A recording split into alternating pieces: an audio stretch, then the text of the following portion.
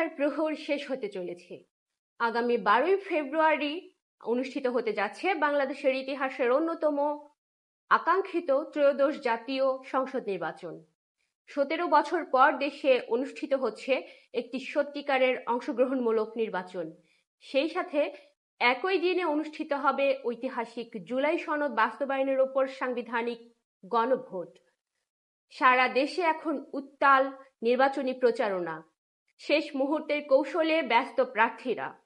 আজকের বিশেষ প্রতিবেদনে আমরা দেখব ভোটের মাঠের সর্বশেষ চিত্র এবং কার পাল্লা কতটা ভারী। দেশের 300টি সংসদীয় আসনের 298টিতেই এখন ভোটের উৎসব। এবারের নির্বাচনমূলক দ্বিমুখী লড়াইয়ের রূপ নিয়েছে।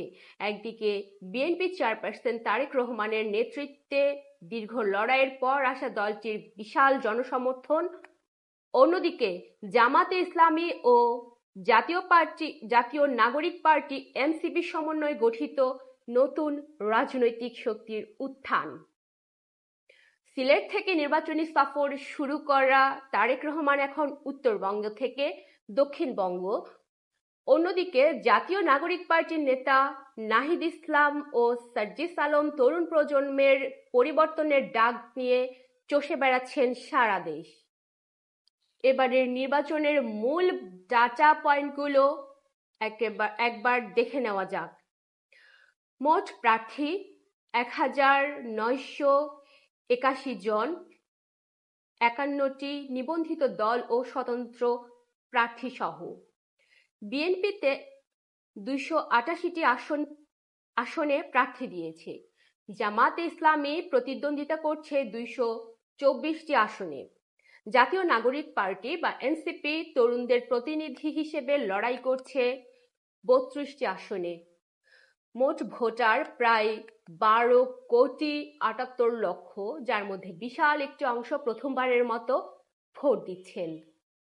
সাংবিধানিক গণভোট। তবে এবারের নির্বাচনের সবচেয়ে বড় বিশেষত্ব হলো সংসদ নির্বাচনের পাশাপাশি জুলাই জাতীয় সনদ বা সংবিধান সংস্কারের উপর গণভোট। ডক্টর মোহাম্মদ ইউনূসের অন্তর্বর্তী সরকারের দেওয়া সংস্কার প্রস্তাবগুলো জনগণ গ্রহণ করবে কিনা তার চূড়ান্ত রায় আসবে এই 12ই ফেব্রুয়ারি। নির্বাচনকে নির্বিঘ্ন করতে সারা দেশে মোতায়েন করা হচ্ছে 37,000 বিজিবি সদস্য সহ কয়েক লক্ষ আইন শৃঙ্খলা রক্ষাকারী বাহিনীর সদস্য। ব্যবহার করা হচ্ছে বডি ওয়ার্ন ক্যামেরা এবং ড্রোন প্রযুক্তি। প্রায় 500 বিদেশি এবং 55,000 দেশি পর্যবেক্ষক এই নির্বাচন পর্যবেক্ষণ করবেন, যা এই নির্বাচনের আন্তর্জাতিক গুরুত্বকে ফুটিয়ে তুলছে। পরিবর্তনের ডাক আর ঐতিহ্যের লড়াই, এই দুয়ের মিশেলে 12ই ফেব্রুয়ারি হতে যাচ্ছে বাংলাদেশের জন্য এক টার্নিং পয়েন্ট। অন্যদিকে যেমন রয়েছে অবাধ নির্বাচনের প্রত্যাশা, অন্যদিকে রয়েছে জুলাই অভ্যুত্থানের চেতনাকে প্রাতিষ্ঠানিক রূপ দেওয়ার চ্যালেঞ্জ। আপনি কাকে ভোট দিচ্ছেন? আপনার আসনের প্রার্থীর অবস্থান কেমন?